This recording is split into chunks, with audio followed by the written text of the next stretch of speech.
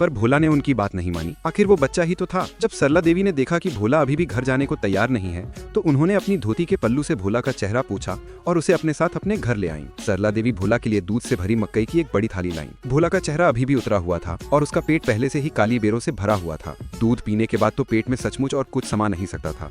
फिर भी वो सरला देवी को निराश नहीं करना चाहता था, इसलिए उसने चुपके से उनका ध्यान भटकाते ही मकई के दानों को अपने कपड़ों के अंदर छिपा लिया। खाना खाने के बाद छोटा लड़का गर्म चूल्हे के पास लेट गया। इस समय तक भोला का उदास मन धीरे धीरे शांत हो चुका था। वो खुश था कि उसे एक दयालु किसान मिल गई, लेकिन ये खुशी ज्यादा देर तक नहीं टिकी। थोड़ी देर बाद सरला देवी के पति गोपाल दास घर लौटे। उन्होंने छोटे लड़के को देखा और सरला देवी से पूछा कि वो इस मुफ्तखोर को घर क्यों ले आई है। सरला देवी ने झट से समझाया कि ये तो बस एक भटका हुआ बच्चा है। गोपाल दास बोले, इसे तो अपने घर पर काम में जुटा होना चाहिए था। ये सुनकर वो तुरंत मकई की एक बोरी बाहर फेंकते हुए बोले और छोटे लड़के से कहा कि इसे उठाकर ले जाए, ताकि पता चले कि ये खेत में काम करने लायक है भी या नहीं। हालांकि भोला ने बहुत जोर लगाया, लेकिन 8 साल का वो छोटा बच्चा बोरी को बिल्कुल भी नहीं हिला सका। उल्टा जोर लगाने के कारण उसकी कमर की रस्सी टूट गई और इसी के साथ कपड़े के अंदर छिपाए हुए मकई के सारे दाने जमीन पर बिखर गए। ये नजारा देखकर गोपाल दास आग बबूला हो गए, क्योंकि उन्हें लगा कि इस लड़के ने उनके घर से चोरी करना शुरू कर दिया है। उस गुस्सैल आदमी ने भोला की गर्दन पकड़ी और उसे एक शराब के पीपे में ठूंस दिया। फिर उसने पीपे को जोर से लात मारकर घर के पास वाले जंगल में ढकेल दिया। गोपाल दास का गुस्सा अभी भी शांत नहीं हुआ था।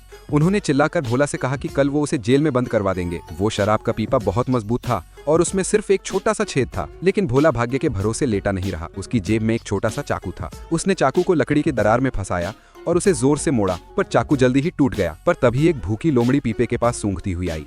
भोला तुरंत अपनी माँ की आवाज में बोला। उसने लोमड़ी को बताया कि इस पीपे के अंदर बहुत सारा शहद भरा हुआ है। लोमड़ी ने भोला से पूछा कि क्या वो उसे थोड़ा शहद दे सकता है जिससे उसका पेट भर जाए। भोला ने तुरंत हाँ कर दी। उसने लोमड़ी से कहा कि वो अपनी पूंछ अंदर डाले, फिर वो उस पर शहद लगा देगा। भूखी लोमड़ी ने झट से अपनी पूंछ छोटे छेद में डाल दी। भोला ने अपनी पूरी ताकत लगाकर लोमड़ी की पूंछ को खींचना शुरू कर दिया। लोमड़ी को लगा कि उसे किसी जंगली जानवर के पंजे ने पकड़ लिया है और उसने पूरी ताकत से इधर उधर भागना शुरू कर दिया। थोड़ी देर भागने के बाद पीपा एक पेड़ से टकराया और चकनाचूर हो गया। आजाद होते ही भोला तुरंत पंख लगाकर अपने घर की ओर भागा। उसके पिता रामकिशन बेटे के वापस लौटने से बहुत खुश हुए, लेकिन आखिरकार उसने 2 गायें तो खो ही दी थीं, इसलिए पिटाई से बच नहीं सका। पिटाई पड़ने के बाद भोला की मां ने उस पर दर्द दूर करने वाला मरहम लगाया। इस पूरी घटना के बाद छोटे लड़के का तन और मन दोनों फिर से तरोताजा हो गए।